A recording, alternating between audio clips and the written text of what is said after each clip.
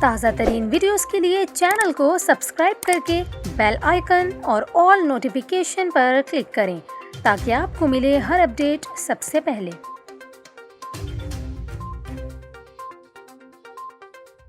اور یہاں پر آپ کو خبر دیں، کراچی آج بھی شدید گرمی کی لپیٹ میں ہے۔ چیف میٹرولوجسٹ سردار سرفراز کا یہ کہنا ہے کہ کراچی میں سمندری ہوائیں معمول کے مطابق نہیں چل رہیں۔